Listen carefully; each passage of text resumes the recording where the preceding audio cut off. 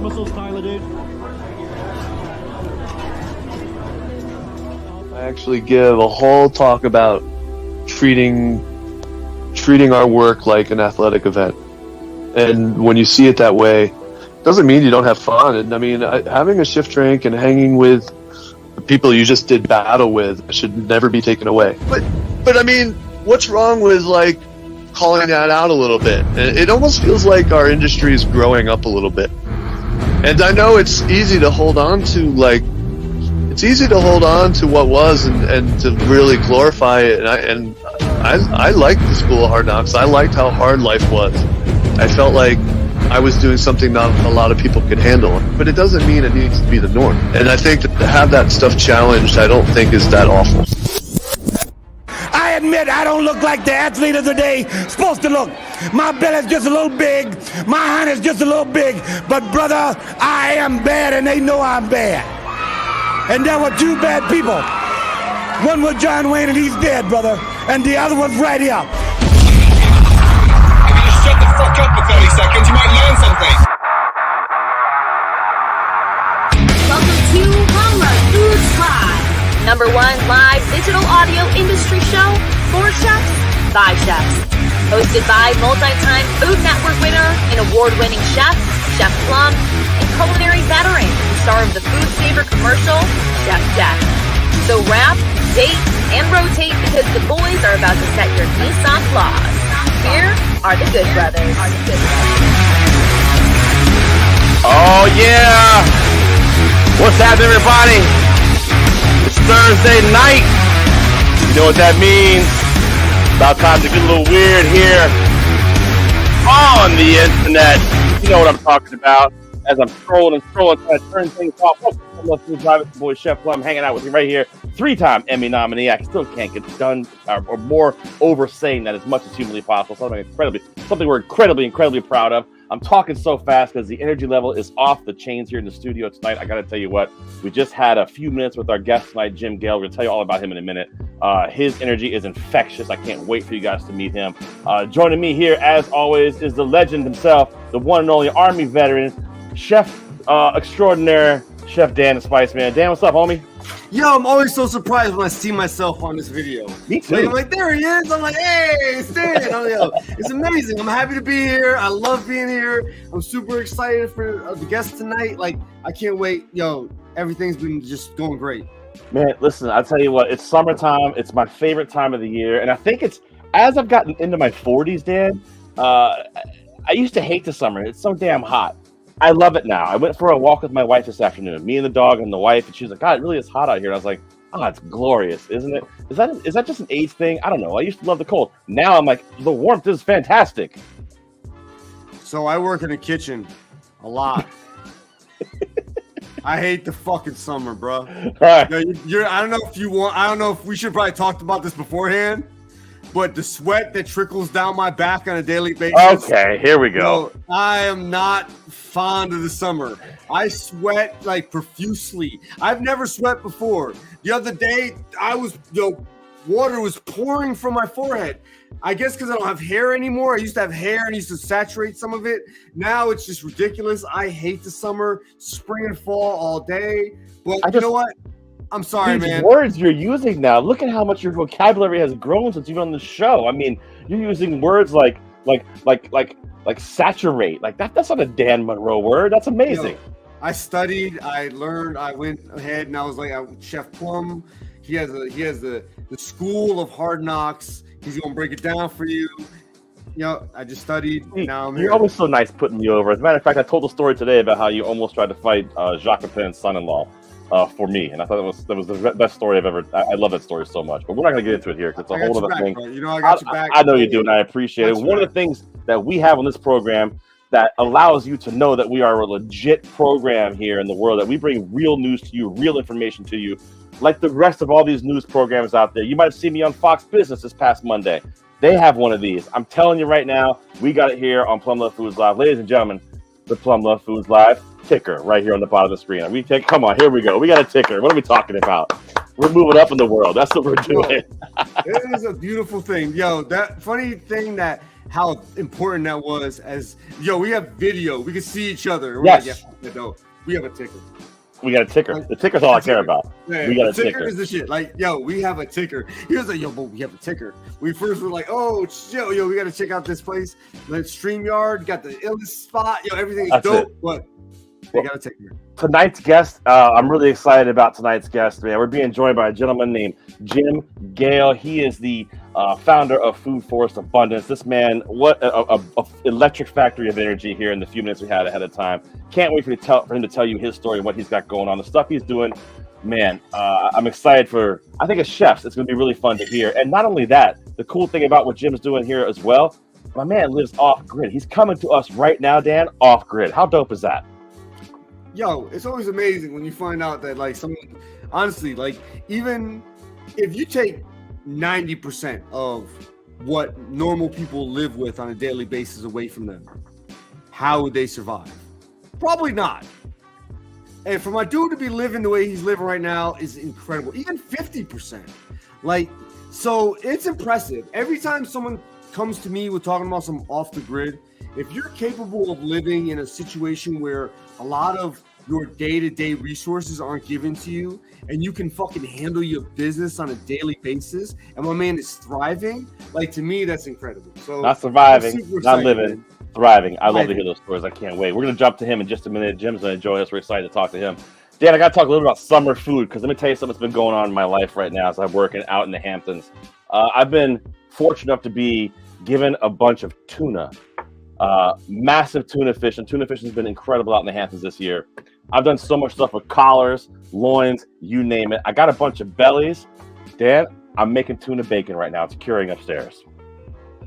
My dude, what the fuck, man? Are you fucking kidding me? I'm telling you. Tuna bacon. And it's going to be just in time. Put me on, bro. Wonderful, delicious New England tomatoes coming in here very soon with that tuna bacon. I get local lettuce. Are you kidding me? We're going to make the best BLTs on the planet. Plum. They sleepy, bro. They don't even know. They don't know. They think you just host TV shows. I know. Like, I got that tuna bacon. They don't know. With their heirlooms. Oh my God, it's gonna be great. Look, I got it cured right now. I got a little salt, sugar brine going with it. I put a little bit of malt vinegar powder, a little bit of delicious mesquite powder in there as well, with some great seasoning that's made. It's basically powdered tomato and garlic from my friend DJ Barbecue. Got all that mixed together. I've got it brining in that. I'm gonna leave it in that for about 12 to 14 hours. I'm gonna pop it on the smoker at about 250 tomorrow for about 3.5 hours. Let it cool, and then we're gonna slice it and be able to sear it up and serve it. I'm really excited about it, man. It's gonna be delicious. Where is this gonna be? I'm not gonna tell you until I like it. Yeah, once I like it, I'll tell you. Just send me your address. That's all I'm saying. But that's the fun part. I think it's great though, man. Like just talking to all these chefs and getting inspired by these people who are doing amazing things by using, every single bit of an animal now. Just even when you get tuna, taking the belly, making delicious making delicious bacon out of it, taking some of the parts that you clean and making delicious charcuterie or seafood sausage out of it. I had the pleasure today to interview James Beard finalist Renee Tupons today. She's got a hot dog on her menu at the port of call, but bro, it's made out of all like the parts of the fish that they would normally discard. She made the hot dogs out of it, and it tastes like a hot dog. Yeah, seafood fucking sausage. It's the shit. It's a moose. I remember being in fish class at CIA. Yeah. With fucking R.I.P. my boy. Oh my God, Chef Corky. Oh yeah. Crazy dude. He was a fucking EMT. I know exactly what you're talking about. Had people crying. You had to make the moose in the fridge because it had to stay so cold. So cold. And you could turn that into a sausage, and it's amazing. And that's fucking awesome, man. That's next level shit. Like that's dude, she's got like monkfish pastrami, all kinds of crazy stuff going on over there. Oh, yeah. It's really dope. So excited to do some of that stuff. Excited to see how this bacon comes out. All I'm saying is, when you're cleaning your fish out there, don't throw everything away. Take a few minutes to see what else you can make with it, man. You can make head cheese out of fish heads. I'm telling you, it's a little bit time consuming, but it's possible. You can do it and give it a try. That's for sure. Dan, we got an amazing guest tonight. I can't wait to talk to this gentleman right now, man. We got a man coming in here right now who is out there to change the world. We got a man coming in here right now who is trying to make those of us who may not think we can grow our own food show us that we can grow our own food. We got a man out there who wants to take your lawn and turn it into a food forest, which to me is an incredible thing to even say. I'm so excited to hang out with him right now. Ladies and gentlemen, please welcome to the program, the legendary Jim Gale. There he is. Yeah. Hey, Jim. Yes. Woo, there he is. Losing Jim. his mind. Welcome to Plumluvfoods Live. We're excited to be hanging out with you, my friend. How are you doing this evening? Oh, he's muted. Hold on. There, sorry, your mic was muted. I unmuted it. I'm unmuted. One more time. We're happy to see you, my friend. Fucking awesome. Yeah. Oh man, I can tell it's gonna be a fun show. And to everybody listening to this show right now, I want to dispel some of the BS, right? The belief systems around living off grid. Wow, right into it. Let's do it. In paradise, I have all the food, all the water, all the energy needs literally on my homestead. I can take a nap every single day of the week. And simply by demonstrating freedom, by demonstrating how to live off grid in luxury, we change the world. Wow. Man, so you live in Florida and you live completely, your house is off grid. Is your house is it in a neighborhood or is it in when people say off grid, Jim, immediately I think, okay, we're somewhere deep in the woods and all that. Yeah, dude, that is exactly what everybody thinks. And we're here to dispel that myth. Not only are we not, our property is at the end of a 5-mile road. We've got a 430-acre private lake where we have the only dock on the lake. And there's a runway, about a mile-long paved runway bordering our east. World leaders are going to fly into Galt's Landing, named after John Galt from Atlas Shrugged, and they are going to learn about freedom, and they are going to take freedom home to their communities, and they're going to duplicate what we are doing because we have the solution to all of the world's biggest problems. Okay, so I want to rewind for a second because you said it a couple of times now. You call it freedom, right? So describe exactly what that means to you. It means that I have no ruler. I am a complete. Now, there's an anarchy in the way that the mainstream media likes to portray it is chaos in the streets. And yet that's what we've been having lately all around the world. Anarchy for a voluntarist is peace and joy and love and abundance everywhere. That's what true anarchy means. It means no ruler. So we do not comply with any form of tyranny. And instead, we serve our community by producing so much extra that the community gets to share and learn how to do it themselves. Wow. And so at your house, so we talk about being completely off grid. I'm just trying to set that table a little bit before we jump into actually the food part of it.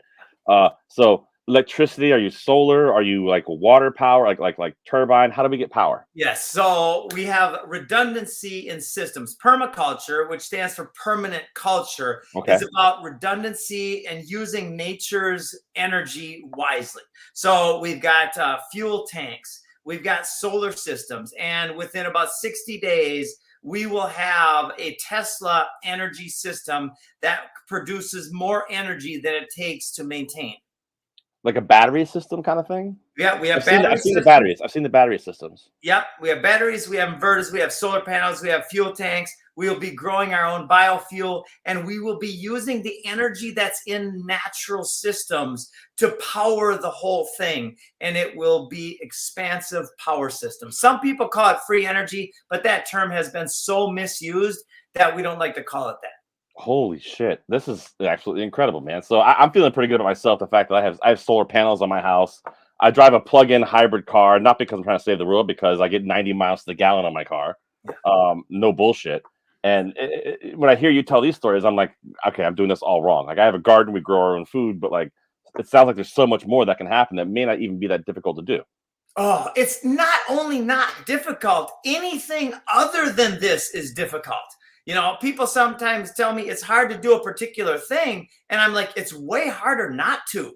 Yeah. When we simply take the poisons out of our stomachs, our minds, and our landscapes, and we turn those landscapes into food forests using the same energy that it takes to install and maintain a lawn, for instance, and an ornamental landscape, that same energy input can result in massive yield.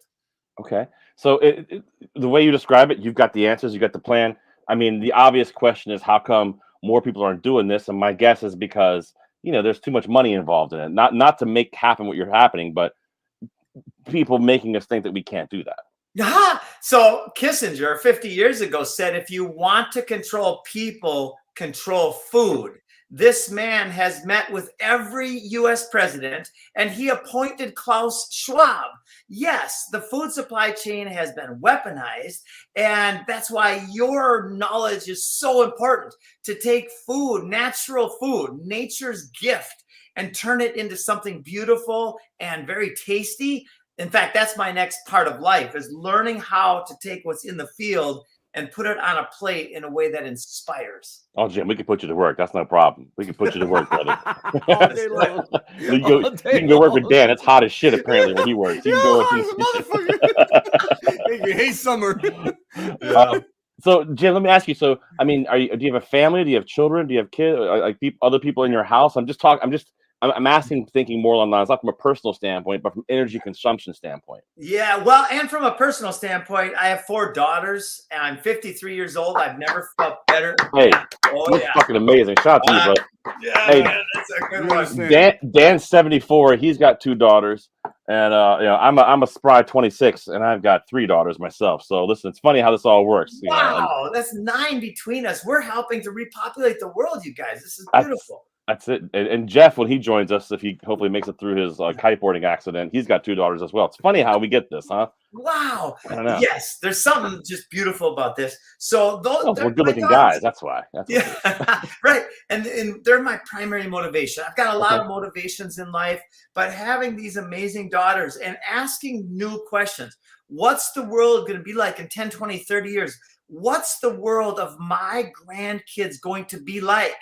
Well, I asked that question about 16, 17 years ago, and I went through a period of scarcity because at the same time, I was becoming aware of the poisons that are being used on our world on every level, fear and scarcity being the ultimate toxin for humanity.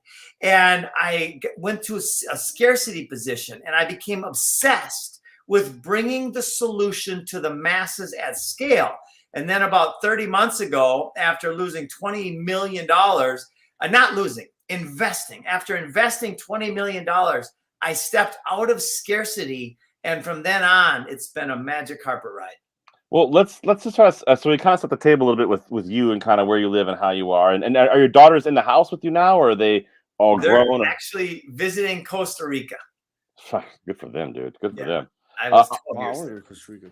I want to talk about Food Forest Abundance really quickly. Let's talk about this and what you do and exactly what the mission is, so people can understand kind of what Food Forest Abundance is. Yes. So permaculture is the agricultural science, and now it's more of a cultural science of modeling after what works in a natural system and then designing the system, whether it be your backyard, your front yard, a farm, a church, a hospital, a prison, designing the land around your property to produce a yield and to have it be very low energy input.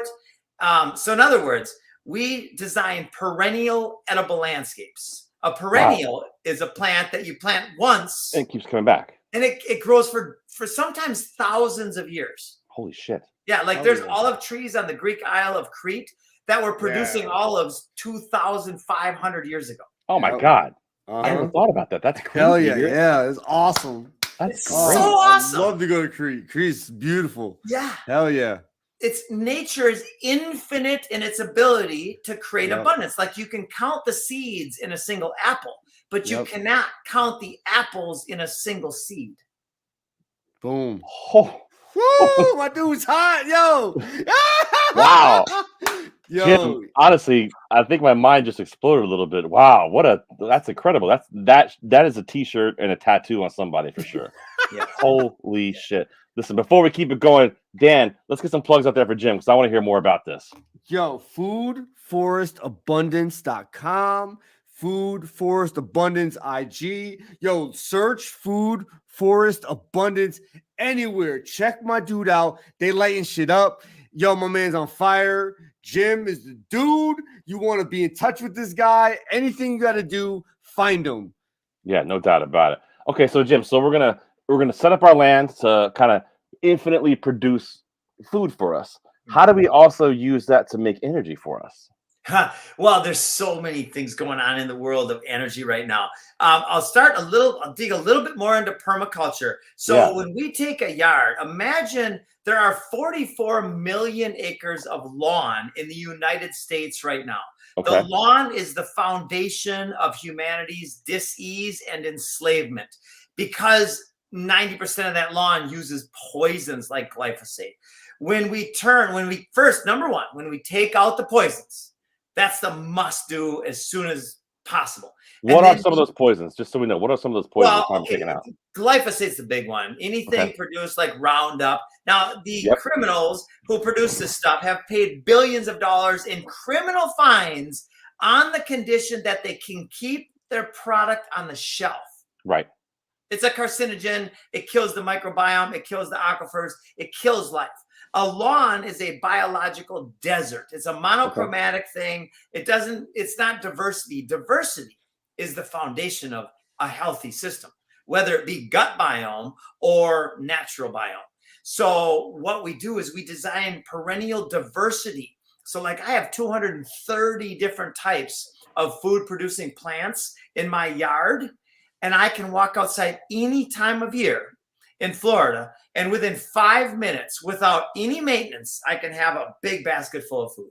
Wait, what are some of those things? Tell us what some of those things are, because this is incredible. Okay, so on our fence, every fence is a trellis. It should be a food fence. We've got many different types of grapes and passion fruit and other vining spinaches. In our land, we've got raspberries, blueberries, blackberries. We've got pumpkins and squash and different types of melons. We've got bananas, 8 types of bananas, every type of citrus you could mention, peaches and plums, and you name it. If you name it, we probably have it. Now, there's some things that grow way better in Minnesota than they grow here that we don't have. But in every zone, there are thousands of edible plants that you can have as perennials that take no maintenance. Well, just so I love that. We have an amazing garden. My wife is a great gardener in our backyard. It's nowhere near that big, but we have a nice sized garden.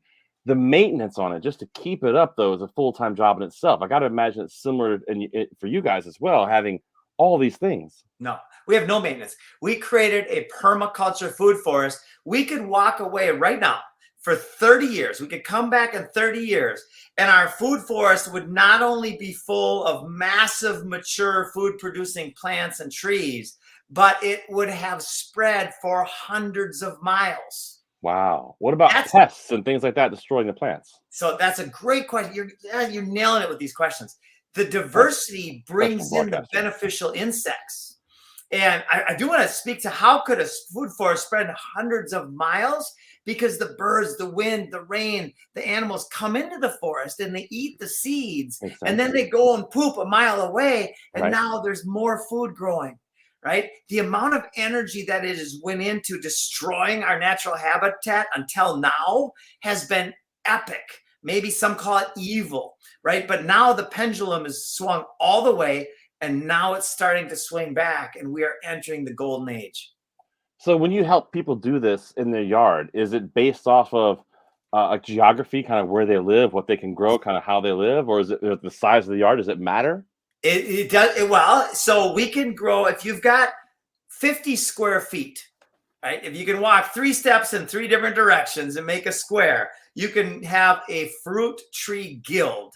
A guild is a community of plants that support each other. So you've got your primary food producing plant, and then you've got your nitrogen fixers, which actually build soil. You've got your chop and drop plants. You can have a dozen food producing perennial plants in that one space, from roots and tubers underground to your primary.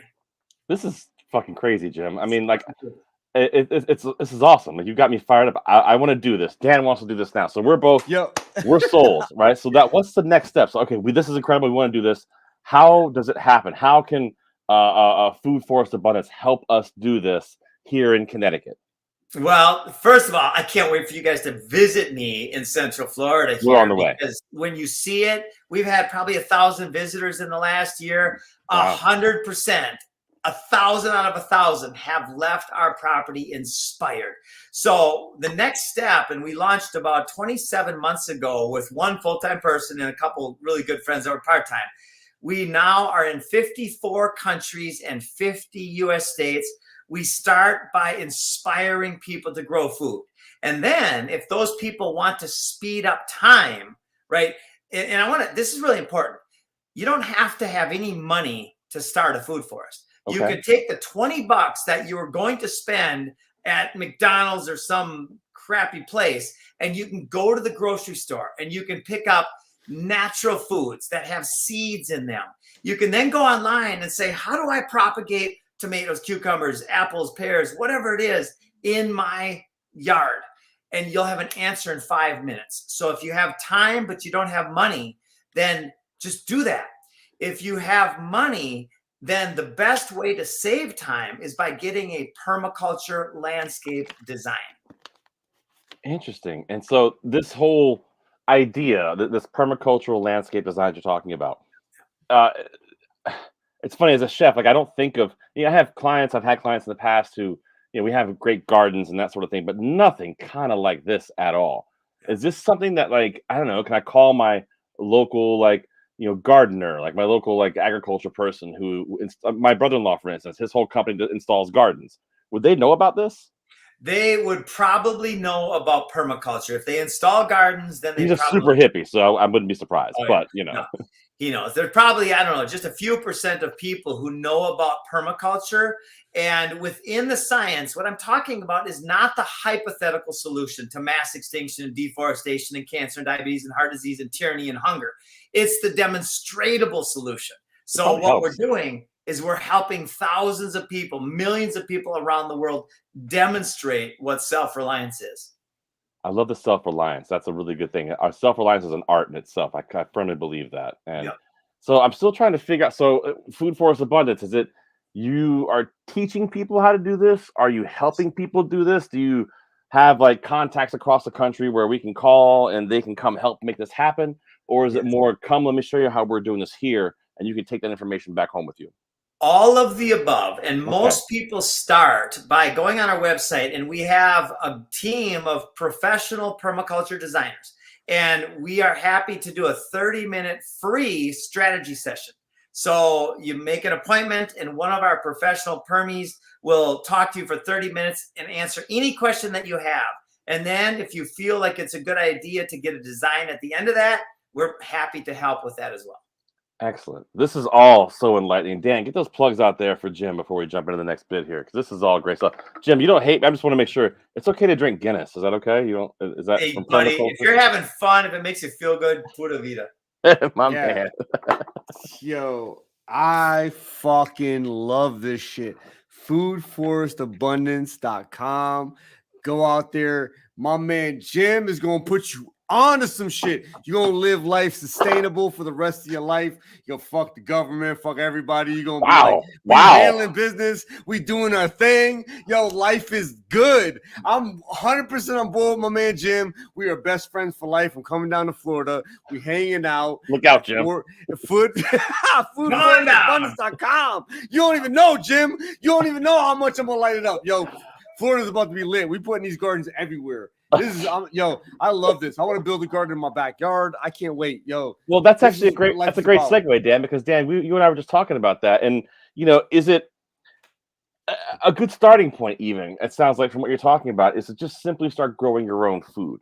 Yes. And someone like Dan has a yard, he has a space to do it, he has a whole way to make that happen. It is just something simple as planting a garden a great starting point to this, or is that kind of like the gateway drug, so to speak, to actually going fully doing the permaculture? So permaculture is as complex as nature is, which is infinitely complex. But thanks to Bill Mollison and David Holmgren, the founders, and then the whole permaculture network of incredibly thoughtful people, combining our energy, our resources, and our knowledge, we have created a process. We've created ethics and principles. And when I say we, I actually had no part in the creation of the ethics and principles. I'm just tagging along because I recognize very clearly that I'm going to do everything within my ability to spread the message on this. So let's talk about, we've talked about plants. We've talked about getting energy. How about water, like being sustainable and off the grid with water? Is it rainwater collection? What are we doing? So redundancy again is the key. So we at Galt's, we have, well, we're in Florida, so we have an abundance of water, but we also have a well, and we also collect rainwater from the roof, and we dug a pond. Now, a pond, anybody who can dig a pond, it's one of the best assets you can ever have. You can do 4 times as much protein in a pond as you can on land with fish. So what we did is we built a 4-acre pond. We used the material out of the pond to build up our land, to bring it up out of the flood area. And we built it up 6 feet and on about 21 acres. And then we put 14,000 fry baby fish in the pond. We put sunnies, crappies, bass, catfish, mosquito minnows, fatheads, and shiners in the pond. And then we took a solar system on a timer, and we take water out of the pond and we irrigate, we fertigate, which is to fertilize and irrigate at the same time. We fertigate our food forest using the fish water. Holy shit, Jeff. This is incredible. It's epic. This is a whole, like, another level of doing things. Yo, Plum, you been to my house? I have a pond. Yeah. Yo, shit's about to be lit. Fuck, I'm about to get a whole, I'm living off the grid. Excited. Fuck everything. Yo, I'm with you, Jim. You've sold me. I got a pond. I'm building a fucking garden. Shit, yo, I'm off grid. Fuck everybody. This is it. I'm super excited. I mean, but yeah, actually, what Dan said, and it's a question. Actually, yeah, he's going, he's joking, yelling, "Fuck everybody." But is that kind of where it started for you? Well, that mentality. If you ask that question, there's a lot of answers to that. I red pilled in 2007. I realized what was happening in our world, and I had sold a mortgage company. I wrote my goals at 29. I was dead broke, traveling the world with a backpack and a backpacker's budget, and I was reading books by Dennis Waitley and Jim Rohn and Zig Ziglar and all these creatives. Like Napoleon Hill deducted, after studying the most influential, successful entrepreneurs in the history of the world, and he wrote a book called Think and Grow Rich. He deducted that whatever the mind can conceive and believe, it can achieve. So I'm not going to argue with this fella. I'm going to just believe it. And ever since I've fully taken that in, what I conceive and believe is a path to peace on earth and abundance, and it's happening. That's incredible, man. I mean, it's really fun in life when something happens to you that affects you deeply like that. And I mean, your energy is infectious. So I'm blown away. Clearly, so is Dan. Dan's ready to run through a wall for you if you want to right now. I'm just telling you, he's ready to go. Can't wait. He's a good guy to have on your team, Jim. I'm just telling you from experience. So we talked about growing food. We talked about the lake. We talked about irrigation. We talked about having power. We talked about having water.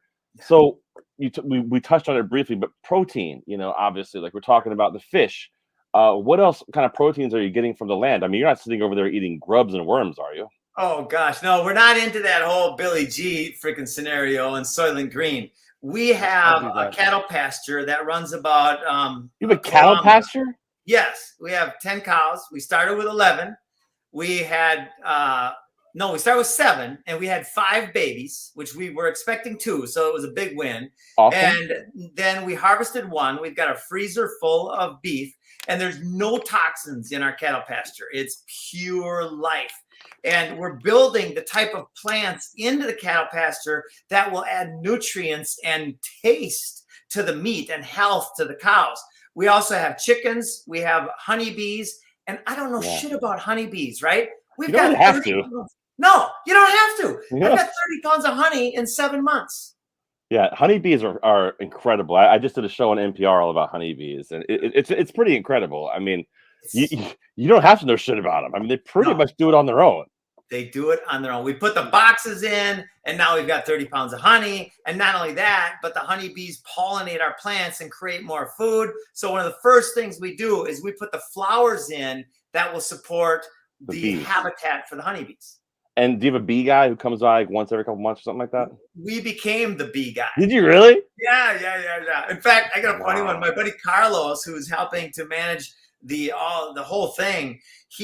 When we first did it, I was carrying the beehive and I was nervous and I had the bee suit on and everything. And a bee walked on my hand and I jumped and almost dropped the box, right? Oh, shit. I've never experienced this, but Carlos was standing 30 feet away. Like, I'm not getting near that. 3 months later, Carlos is taking out the honeycombs with no bee suit and he's scraping honey. Well, I mean, if they don't feel threatened, they're not going to attack you. Yeah. I mean, it's been incredible. And bees are oddly intelligent, which is so crazy, isn't it? It's weird. It's weird. They fucking talk to each other. They do. It's so weird. Dude, and now they're finding that plants are sentient. Plants can recognize people and they can actually feed their own offspring. Dude, it's funny. I remember a couple years ago, I had a buddy of mine here on the show who makes hot sauce, and he grows all his peppers in a hoop house, right? And so he has peppers year round. A great hot sauce company, but he plays Metallica and Slayer 24/7 in the hot sauce in the hoop house with the plants because he thinks it makes the peppers hotter. I bet it does. I bet it does. I mean, his hot sauce is hot as shit, so I can't deny it. I'm like, damn, that's crazy. But he'll tell you the same thing. He's like, listen, they know what's going on. But then I feel bad about, like you're saying that. Now I feel bad when I go out there and take a squash off the plant.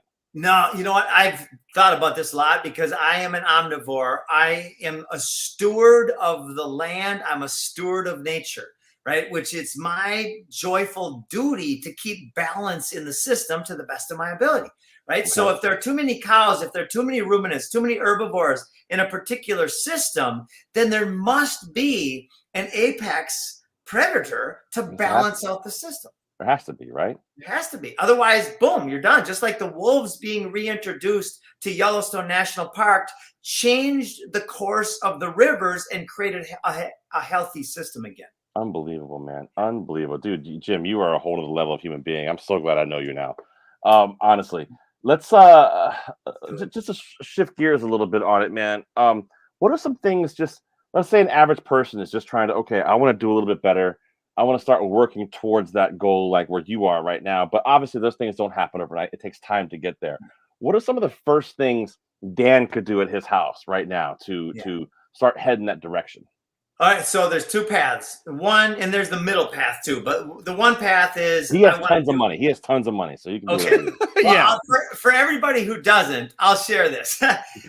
For folks who want to do this as a DIY, who want to start with $20. You go to the store, you get some plants, you put seeds the first square foot outside your back door.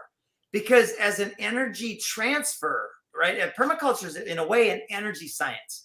How do we get the best yield on our energy inputs? So the best yield is right outside your back door. And plant the plant the herb that you use the most, right? So that's the starter way to do it if you want to start slow. If you want to start fast, then get online, talk to one of our designers and get a design. The design is layers and layers of abundance. It shows the layers of plants. It shows the beneficial insect attractors, the nitrogen fixers, the chop and drop plants, and then 7 layers. A food forest is 7 layers. Wow. Okay. 7 layers. Yeah. That sounds like a lot to start with. But I love the idea of, okay, just start by putting that one plant out there. And I think it's really interesting how you said that 1 square foot outside your door, because you said the energy transfer. I firmly believe in that too. The energy transfer from the home, from the people, from everything kind of goes into that. But if it's right outside your door, you're going to see it every day. Yes. You're going to enjoy it. You're going to walk by and it's going to send you love, send you literally. A food forest is free energy. A perennial food forest is just an abundance factory. It's like eating sunlight.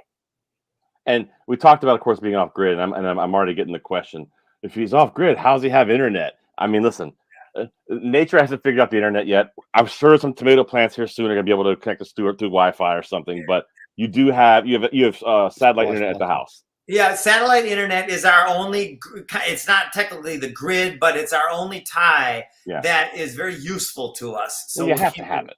Yeah, I mean, especially what goes out and doesn't come in, right? Well, I don't know what that means.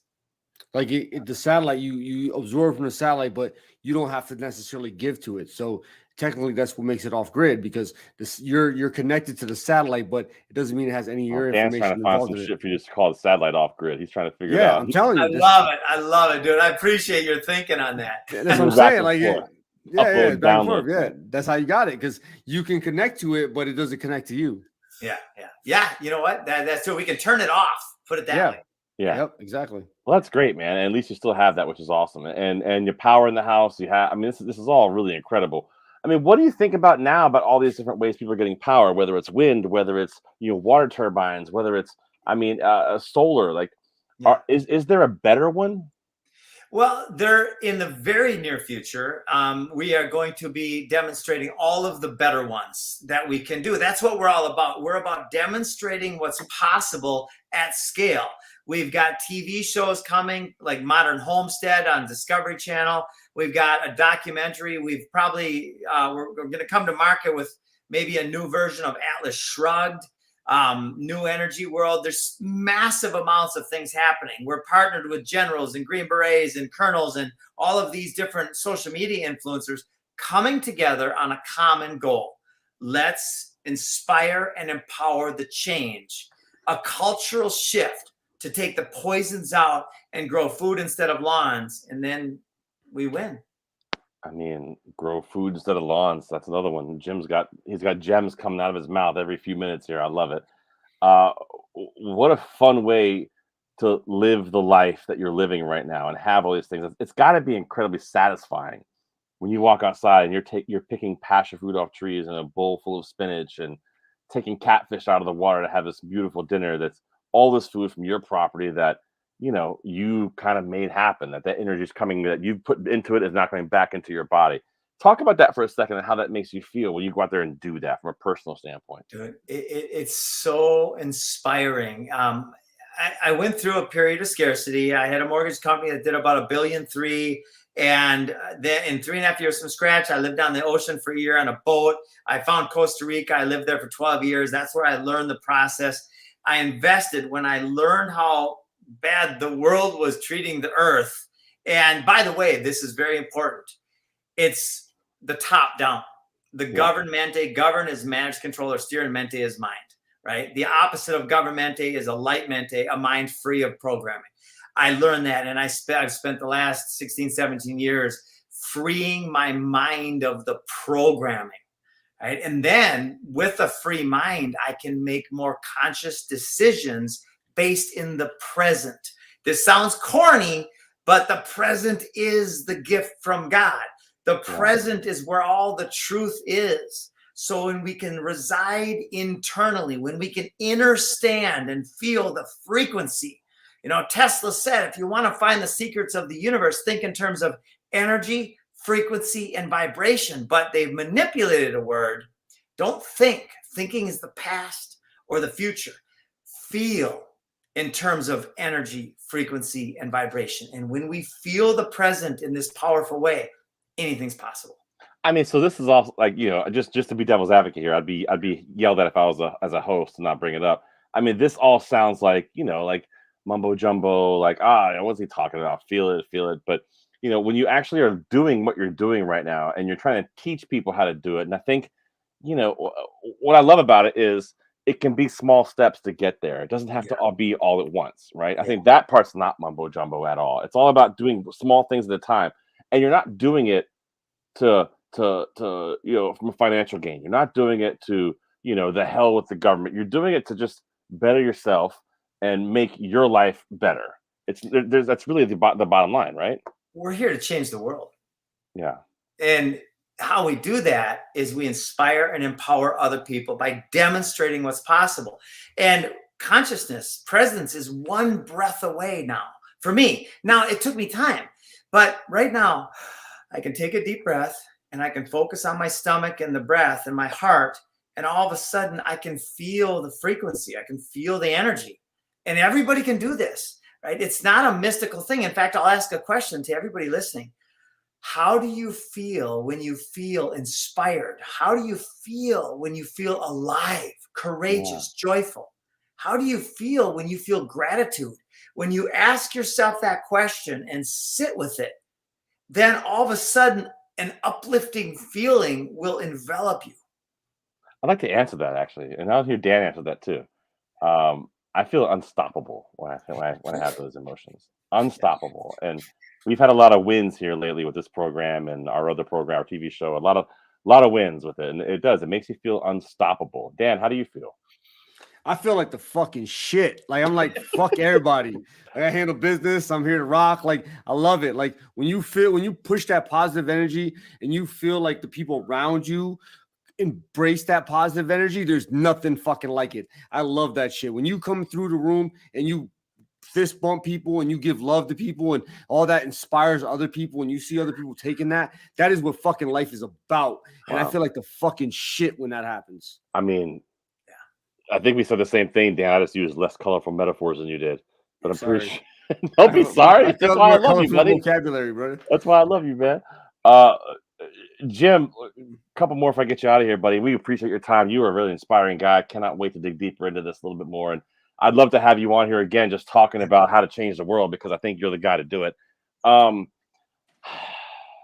What would you say to yourself? What would you say to 20-year-old Jim? Like right now, what would you say to yourself 20 years ago? Oh man, jeez, I'd write a book. There's so many things that I've learned the hard way. The first thing that's coming to my awareness is that, and this took me a while. My buddy Brian helped me out with this because, you know, I went through all sorts of different thought processes. I asked a lot of questions. I've been to the Monroe Institute. I've been to Well Systems. I've got a master's in neurolinguistics. I've been to all these kind of self-help type of Jim, things. what the fuck is neurolinguistics? What is that? Neurolinguistics is what the government is using to control your mind. Right? Okay. It's a mind control. It's the CIA got into it. Hollywood. James Bond was funded by the CIA. It's all how they control. Wow. Government to the max. So the toughest thing for me was to realize that there is energy out there that is destructive, that is intentionally destructive. And when I finally realized, because it doesn't make sense to me that would be out there, but it is. Some people call it evil. Some people call it a divine game, whatever we call it. There is an energy system that is causing death and harm. So to become aware of that and then rise above that was one of my toughest challenges. Is awareness is key, because choice is misused almost all the time. The word choice implies the awareness of choice. But if there's not an awareness, then there is no choice. Wow. So, Jim, what have you done on a bigger scale with this? Have you gone to, local government or anything like that, and big events, and listen, we can do this. We can change the world. We can make these things happen. We can make so much stuff better if we just do these simple things. And obviously, I know that they're not really open to listening to it because it's all money and blah, blah, blah. But has that happened? Oh, man, I love this, Chef Plum. We are doing that at scale in such a way that we are going to influence this next election significantly. In fact, we already have. There are several candidates, that one in particular, and his name is Bobby Kennedy, who it might be a coincidence, but I'm good friends with some of his collaborators. And Jim, I'm not gonna lie, I'm kind of a fan of him. I'm not gonna lie, yeah, and we have a connection. So yeah, me too. There's something romantic, something about his history, the family history, all these things that, I mean, I had a dream. The honesty, which I'm kind of a fan of.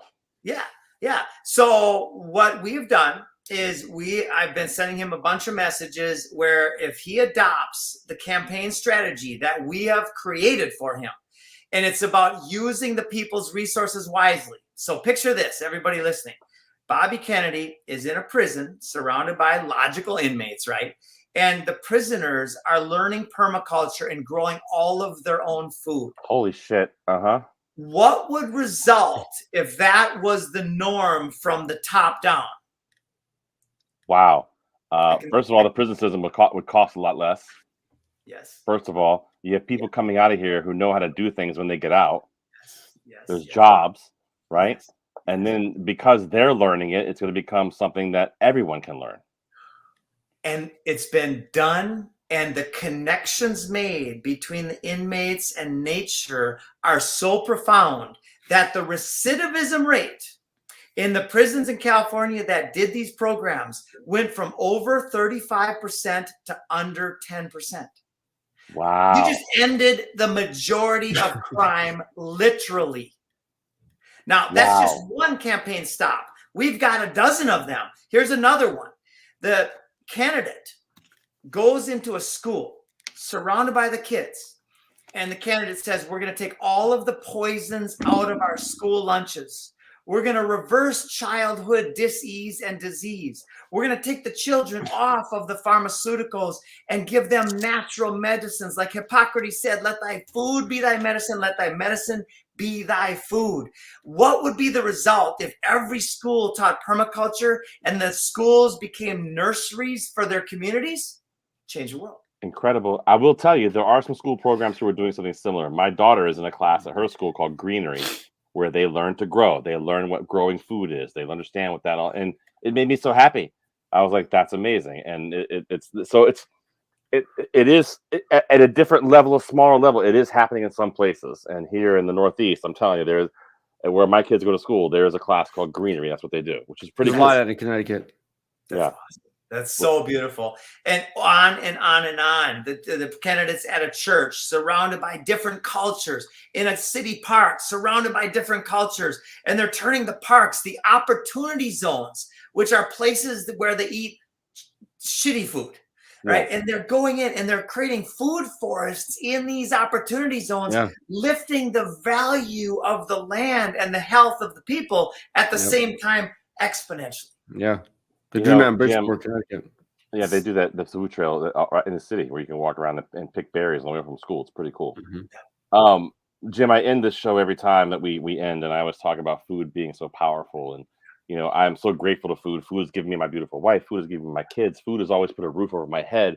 Food has always kept me warm when it's cold outside. Because of food, I have such a respect for it because it's always been there for me when nothing else has been. And I always say that food is a powerful thing. Everything in our life revolves around food, whether it's just to dive deeper into it, whether it's we get married, what do? We have a beautiful dinner. We go out on our first date. What do? We go out to eat. Someone dies, God forbid. What do? We eat. So I think a lot of why I'm connecting so deeply with you and what you're saying is because I feel like food is such a powerful thing that food can bring people together very, very quickly. Regardless of where you're from, regardless of your history, regardless of anything, food can bring you together. I've worked in kitchens with some of the most diverse groups of people in the world, and none of it mattered. It's just we're trying to do service. We're trying to cook food together. That's all that mattered. And it's such a powerful thing. And if we all took the time to grow our own food, I think the world could change. Yes, and it will save time. Victor Hugo said there's one thing stronger than all of the armies of the world, and that is an idea Women. whose Sorry. time. Sorry, The idea is this. Yeah, this is it. This is it, man. Jim, you are the man. We appreciate you. Dan, get those plugs out for Jim one more time before we get him out of here. Really appreciate him. Food Forest Abundance, foodforestabundance.com. Go check out Jim. Anything you want to find out, you're going to find it out. This dude's doing gardens. He'll hook you up. He'll put you on who's in local to you. Anything you want, you're going to have a garden in your backyard. You're going to be living sustainably, handling life, living business. You get a food jungle. That's what he's making for you. Dan, you got any final questions? Any questions for Jim before we get him out of here? Oh, man. Jim, this is the second hour of the program now where Dan has questions, just so you know. Love it. Yo, let's go. All right, so listen. All right, let me ask you a question. When you're talking about the self-sustainability of your resources, if you were to walk away from it, what do you think the long-term effects would that be on the world nationally if everyone were to just go ahead and just randomly just start planting shit everywhere? Bro, you seen Jurassic Park? Yeah, is that do you stand by that? Like, what do you think about that? So there are about 890 million acres of monoculture agriculture around the United States right now. When we take and turn half of our 44 million acres of lawn into regenerative edible landscapes, and our church properties and our school properties and our prison properties, because it's the best use of resources that we could ever do, then 90% of the 890 million acres of farmland would go back to nature. Wow. Yeah. Wow. Yeah. Back to nature. I mean, but I know we talked about how some of these plants grow back. Sorry, this is dance time. I know some of these plants grow back. And do they tend to take over? My wife calls a lot of things invasive. For instance, Queen's lace is a weed that grows, but it's edible and delicious, but it's technically an invasive. Do we see a lot more things like that showing up? That's where I was going with it. Yeah, we have been the killer strawberries and the killer blueberries. They've almost got us several times. No, that's where the diversity comes in. In a permaculture design, you design in the diversity so that doesn't happen.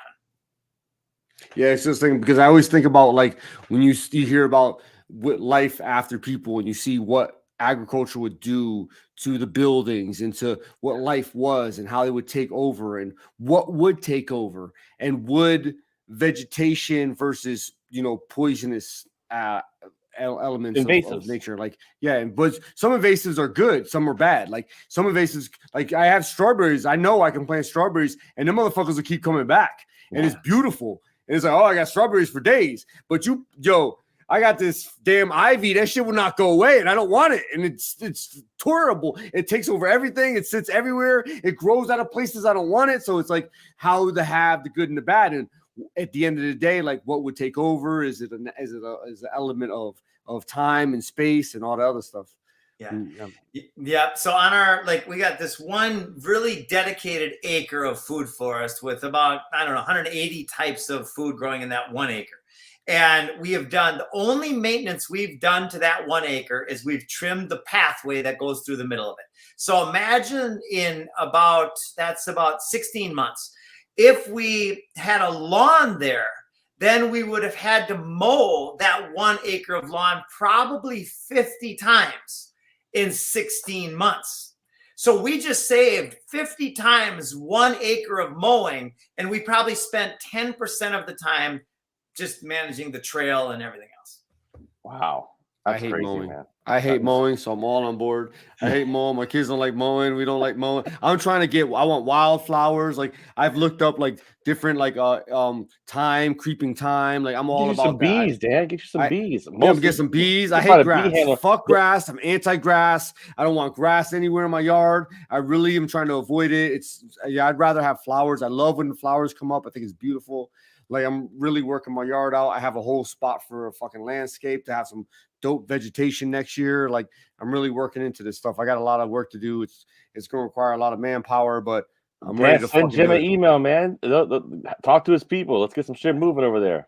And come visit me at Gauss Landing. We have got these Airbnbs where we invite people in. We're doing a school that will handle the nursery and the education for the community. We've got a healing hive. Got all these different elements of freedom at Gauss Landing or on their way. So I'm inviting you and everybody listening. It's galtzwalks.com. I just threw that one out there at you, but it's Galtzwalks, GALTSWALKS.com to book a stay or. We might be losing Jim a little bit there, the internet. Galtzwalks.com. Yeah, I was going to give him. We lost you there for a second. I had a little internet jump on you, but I was going to tell Jim it feels less special now. He's invited everybody listening. I was like, shit, he's inviting us to come down. Sounds great. Now he's inviting everybody. Fuck. Everybody be there. I love it. Yes.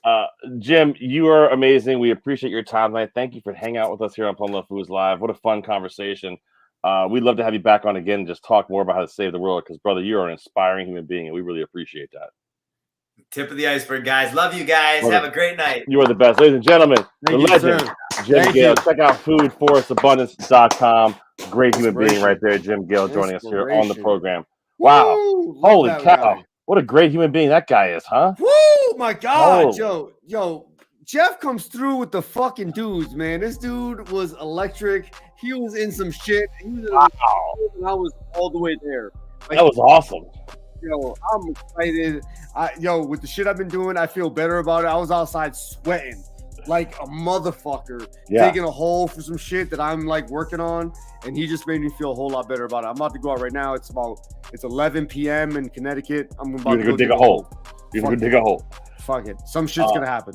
I love guys like him, though. Guys like him are the reason the world moves forward eventually, I think. And I appreciate everything he just said about so much and growing food and all that. Like, he's 100% right. Like, those sort of things can change the world if they just take time to do it ourselves. And, honestly, I can't tell you the pride I feel when my wife comes in with vegetables from the garden. Or it's an amazing feeling on so many levels. One, you're feeding your family with food you made yourself. Two, you're not impacting anything because you did your own garden sort of situation there. I mean, there's so much good stuff with that. And I big shout out to Jim. And, listen, listen, I was afraid Jim was going to come on. There's going to be a bunch of mumbo jumbo, voodoo nonsense. And it's not at all. I'm so on board with him. I can't wait to learn more about this and dig into it some more and figure out how I can do my own, permaculture situation here at our house. I am ready. I am 100% on board. I'm sending an email. I'm talking to my wife. We about to set some shit up. I'm really I agree with him. Like I don't like grass. I think your yard your yard should be something that gives you something. Like it's supposed to sustain you, and that's what people had back in the day. And I think it's coming back to that. And I think that's gonna. I think that's where the world is going to. And if you could sustain yourself, fuck everything else. Like, this is mine. I'm handling it, and that's what everything was based on. And it's coming back to that. And he's on board with that. And what's crazy was my favorite part of all of it. What he said, politics included. It's all positive thinking. It's all let's all work together. Let's all. There's no bias. It's all love. It's all let's work together. I want to eat. I want to live. I want to do my thing. We do our thing, and everyone should be allowed to do their thing. And that's what it comes down to. And that's what food does for people. It's like it brings everybody together. You breaking bread, literally sitting together, breaking bread, eating food, growing your own food. I want goats. I want sheep. I want the whole nine. I'm 100% on board. Dude, and I love how he said that. Like, it's not that hard to do. Like, you get bees are easy. Like, you get bees. I'm actually gonna get some hives out here in my house soon. Are you? It's not hard. Yeah, it's not hard. You call a beekeeper, and they'll bring them and put them out here for you. You don't have to pay anything for it. They're looking for a place to put them, especially if you have wildflowers, which I do. Yeah. Like, they'll put them out here. Chickens are easy. If you have a little bit of property, you can have chickens. I want to get chickens. I want goats. Yeah, bees be fucking me up though, man. I've had wasps, man. Wasps be hardcore. Mosquitoes. I'm trying to get one bison. All right. Yo, one. You can milk that bitch and then eventually eat it. Build a bison. I'm with it, bro. I want goats because you can just feed it anything. Bro, I went to a bison farm, Mohawk Bison here in Connecticut once. I did a show for Edible on the Road for Edible Magazine. And we were at a bison farm, and I was hanging out with a dude, and the dude was really serious. I was trying to be funny, and I made a joke, and I was like, dude, can I ride a bison? This dude got so serious real quick. He was like, listen, it can run 50 miles an hour, it can jump 30 feet, and it hates humans. You can't get anywhere near it. I was like, bro, nothing makes me want to eat bison more now than that. Like, fuck that bison. Like, what are you talking about? I'm sitting trying to be silly. I'm saying being silly, like, oh, let me ride the bison. He was like, no. Let me see the Man on the Buffalo series on YouTube? Guy on a buffalo. Let me tell you something. He's a cowboy who rides a buffalo. Have you ever seen an antler from a bison in your anus? No. It was upsetting. Massive heads, though. Big ass heads on a bison. They're massive. Shout out to Jim Gale for joining us here on the show. What a fun guy to have. Gale. What a fun conversation that was, huh? Yo, honestly, it's just what I needed. Like, I've been working in my yard a lot, and it's hot and it's hard, and he's right, and it's legit. If you can live off your own life and you can sustain yourself efficiently, you have 90% of what you need to live, and it's a beautiful thing. It's a beautiful thing, and it doesn't take a lot. And no, it doesn't. What they got going on at Food Forest Abundance at foodforestabundance.com, you go there. Yo, I was going through the website, and it's gorgeous. And when you see, it's not just a bunch of trees. Like you can work it into your landscape, you work it into your house and how you set up. And even if you have a condo or an apartment, you can get latched on to different organizations that'll help with getting that situated. Like it's really incredible. They got a lot of stuff going on. How much fruit that dude said he had growing? That was crazy. I don't know. He's just planting shit, and just shit was just living, taking over his house. He's like, crazy. I don't know. Yeah, I don't know if he has furniture or not, but it's probably a good time. I mean, how many dudes have passion fruit growing in their yard? Get out of here. I'm like, yo, what? Yeah, pineapple, passion fruit, bananas. What do you say? 8 kinds of bananas. I'm like, I didn't even know there's 8 kinds bananas in my house. I'm like, the fuck, plantains and bananas. What else you got? I'm trying to go to Jim's house and get some bananas. Yeah, how many fucking bananas you got? Mini micro bananas. You got blue bananas, motherfucker.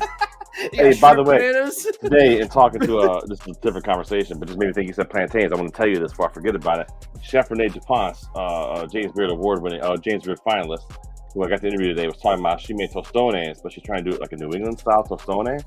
Which tostone, you take the plantain, you smash it, and you fry it. It's like a plantain chip, right? I know.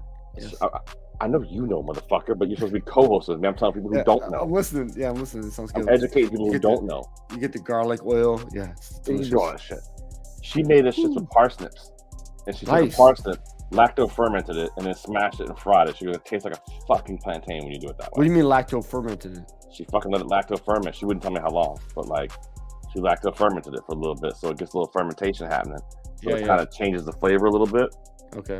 Crazy. It kind of adds a bit of sweetness to it. Yeah. Dude, I was like, that's crazy talk. I'm still trying that. That sounds great. And Jim, here, our guest tonight, talking about he wants to start learning about cooking food. All right, bro. We can make that happen. Yo, go down there. We'll go down to Florida, hang out. Do a whole dinner out of Jim's yard. Do a whole dinner out of Jim's yard. Right, a whole dinner. That's easy. Whole dinner. You got everything going on. 9 types of bananas. Yo, 9 types of fucking bananas. We gonna make all kinds of plantains. 9 types of bananas. Let's go. I don't know. It's amazing. I'm inspired by that dude a lot, man. So I appreciate taking the time to join us on the program.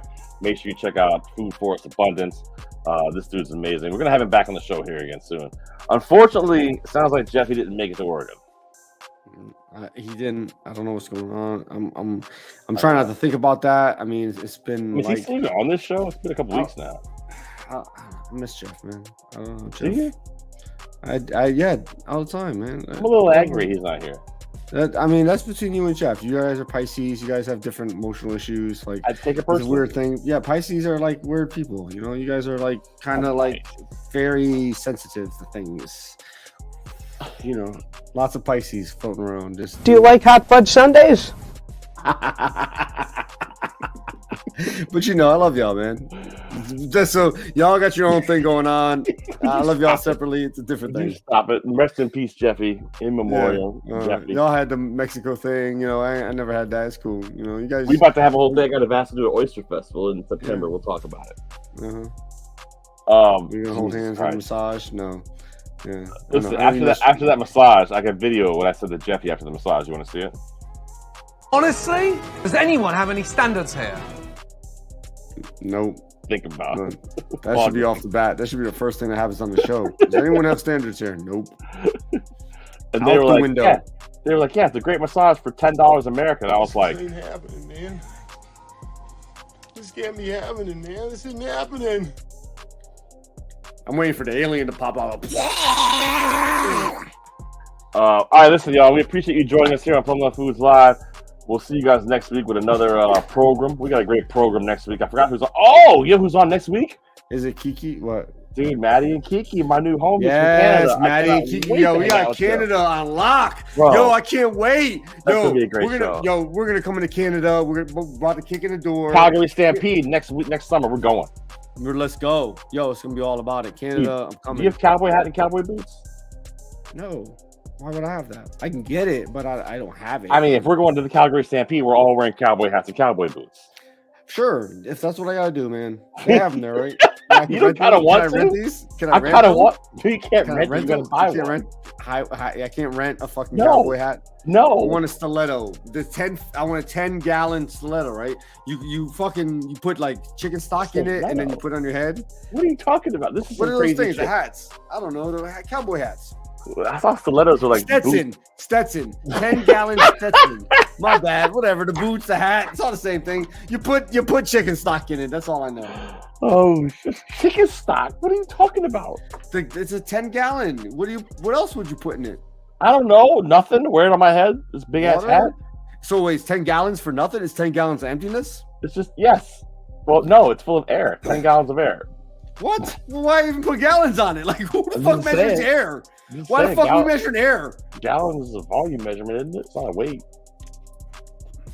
I guess. So 10 gallons of air. So I guess Dan's that makes upset sense. now.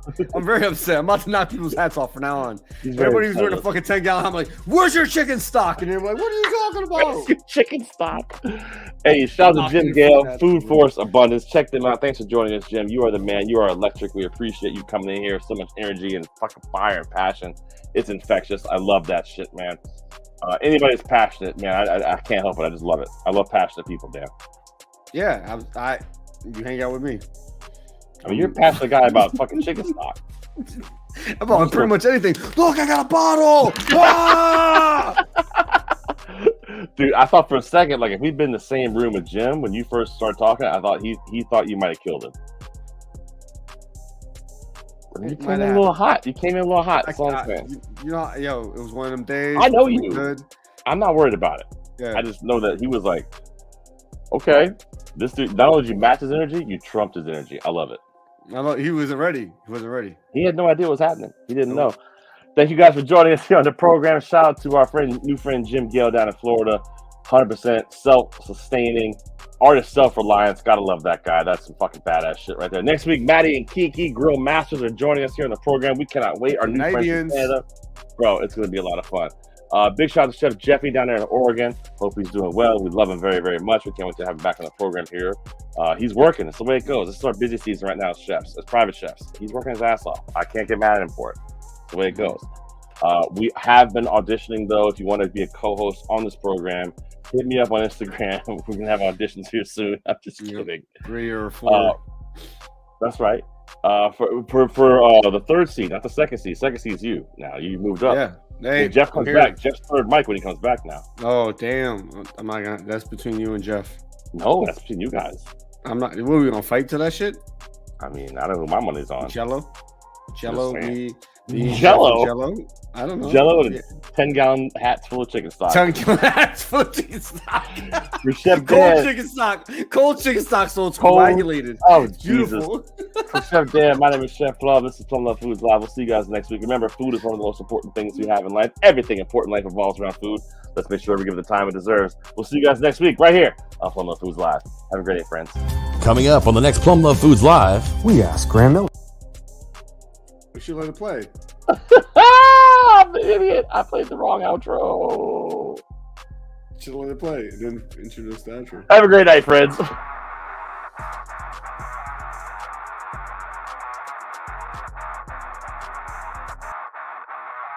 I'm the tower of power, too sweet to be sour. I'm funky like a monkey. Sky's the limit and space is the place. Thank you for listening to Plumluvfoods Live. See you next week, good brothers and sisters.